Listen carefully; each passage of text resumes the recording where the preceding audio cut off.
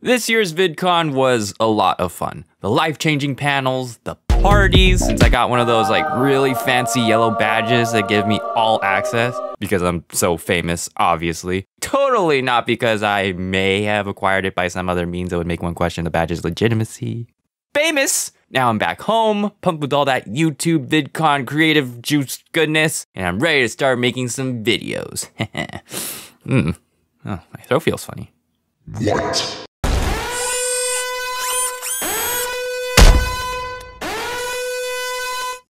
After avoiding it for my entire lifetime, it finally got me.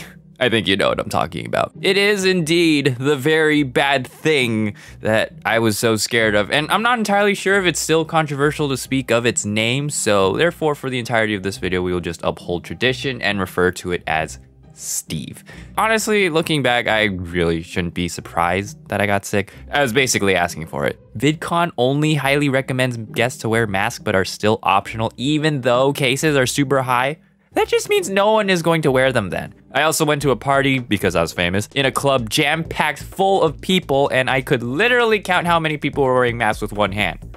Me. Oh yeah, I'm totally not gonna get sick in here. I don't even like clubs. They're just way too loud. I can't have a proper conversation with anyone. I told you, mushrooms are disgusting. Now get that away from me. Also, most importantly, the strawberry lemonade they've made for me sucked. Like, I know that that's not something you're supposed to get at a club, but I'm just saying that if they can't make a proper strawberry lemonade, that's a huge major red flag for me. The only reason I went was because everyone I knew was going and, you know, I had to make the most out of this thing that I got.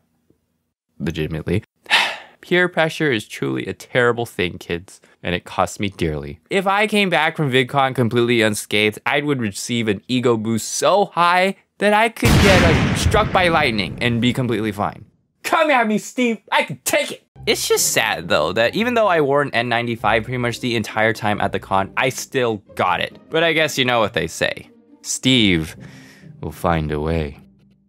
And thus here we are. So day one of infection wasn't too bad. I confined myself to living in my office room because while I felt mostly fine, it still felt like a bunch of anime men and women were fighting something. I was hoping that it was going to be another one of those times that I got sick thinking that, oh boy, it's that thing. But then it's just the cold or flu. It's actually negative. Actually, if you look really closely, then you can see that there is a very faint line. It means you're positive. Man, I really shouldn't be getting my hopes up anymore, and deep down, I knew better. Not to brag or anything, but I've had my fair share of flus and colds, so I think I would know that what I was experiencing was new. All right, well, that is not great, but let's be positive here. There's a very good chance that this isn't going to get any worse, obviously, so vaccinated, boosted immune system, let's go.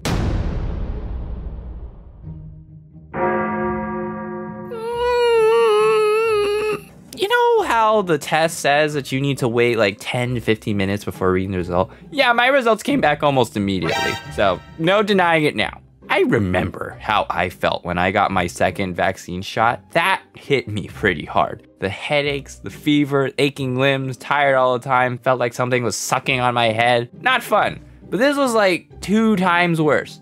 2 times the not fun. Basically what I had was the Costco sampler platter of COVID. All I wanted to do was lie down, stare at the ceiling and contemplate how the heck did this happen and ultimately who was going to Taste my vengeance.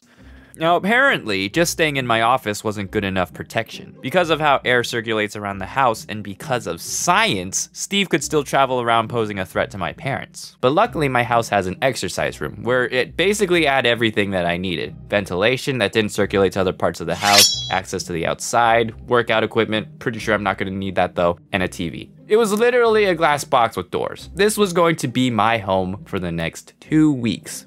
Let's see how that went. Few days later.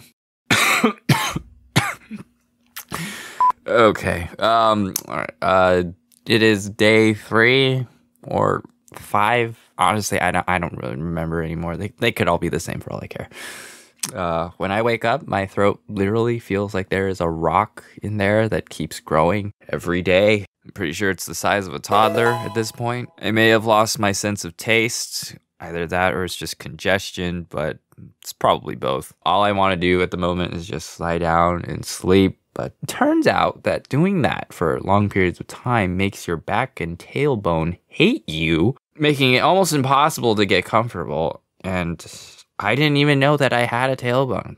So that was fun. And yeah, I've definitely been hydrating a lot, basically to the point that I'm going to the restroom every 5 minutes. And let me tell you something. The procedures that I must follow and the location of my designated bathroom, it's just too much work. So let's just say that the plants outside got plenty of lemonade. But we're in a drought, so I think it's fine.